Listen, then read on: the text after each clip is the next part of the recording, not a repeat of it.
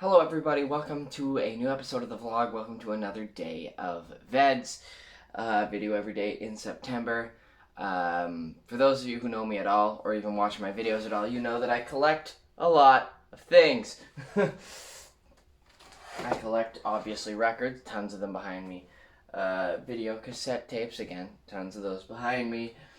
But then again, also, I used to collect CDs, not so much anymore.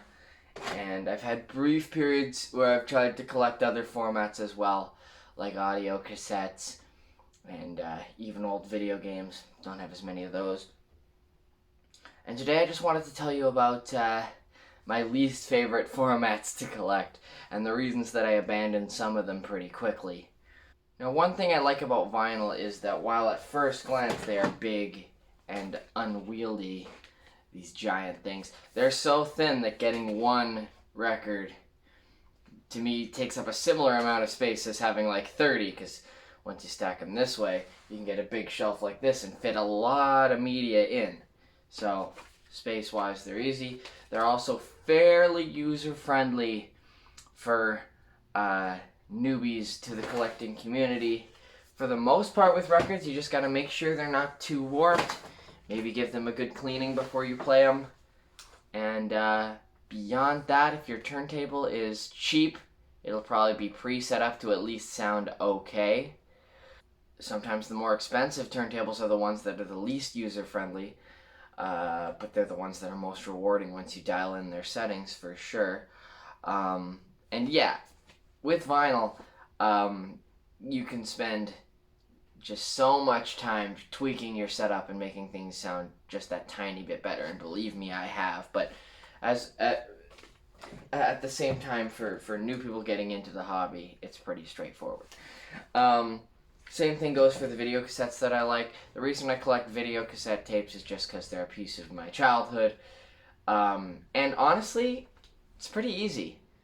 Now, the tapes themselves, I find that the majority of tapes I find, while they're in varying condition, still play to some degree. It's actually pretty rare that I pick up a tape that just entirely doesn't want to play.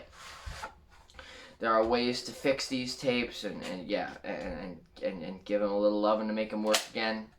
I don't really have the time to do that, but it's not a huge issue for VHS tapes. That being said, I've had about 4 or 5 VCRs break on me, and that's annoying, but you can usually find VCRs for like $10 at a store.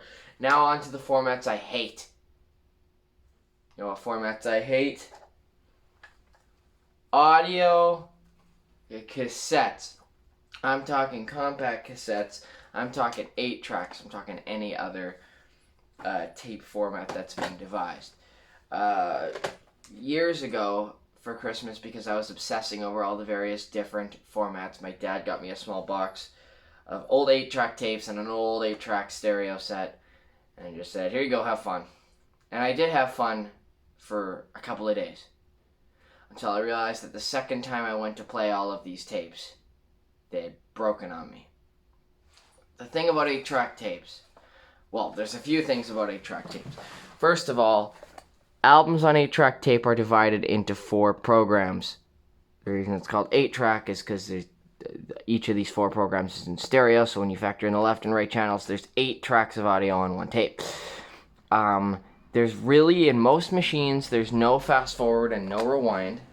But again, this is all still kind of, for me, one of the novelties of the format and why it's fun to collect. Why it's not fun to collect is that it's an endless loop tape. There's no rewinding, because it would be nice if you could rewind them and fast forward them, but each track comes around again every 20 minutes. It's an endless loop tape, meaning that the spool goes on forever. I use the quotes because what it really means is that the tape is taped together in the middle.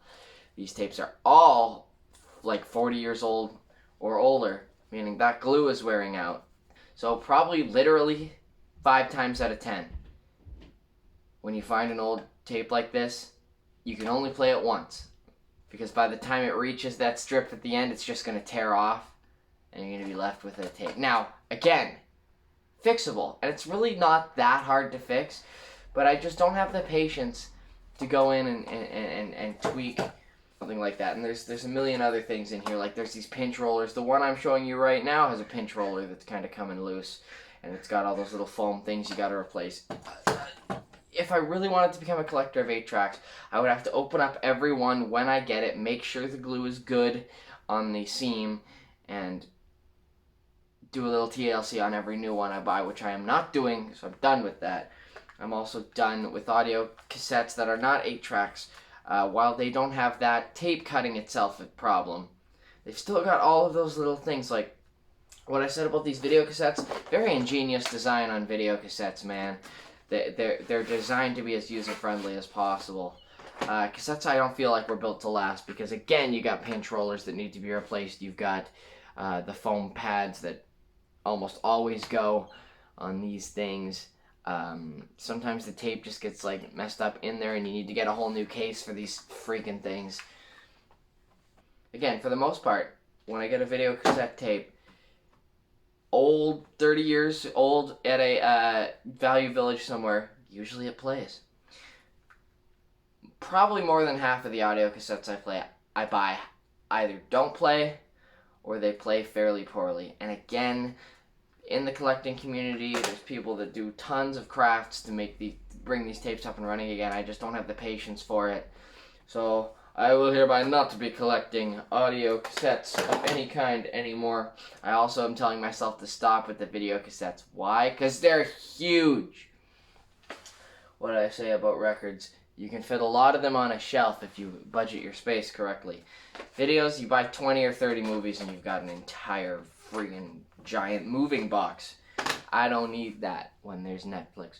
And I do love collecting VHS tapes. I've got boxes and boxes of them, and I do enjoy the ones I have, but I'm like, unless it's like a Holy Grail movie, I'm not buying it. I can't. Anyway, this video turned out longer than I intended it to at all. I just wanted to rant about various formats for a while. Thank you for letting me do that. Check out the description for links to the wonderful channels of my other fellow VEDSies, as well as links to my own projects and my own music, where you can find it and stream it online. Like this video if you like what you saw, subscribe to the channel if you've been enjoying my videos, and ring the notification bell if you would like to be notified whenever I upload a new video. Thank you so much for watching. Catch you again tomorrow, and for the last few remaining days of this month. See you soon.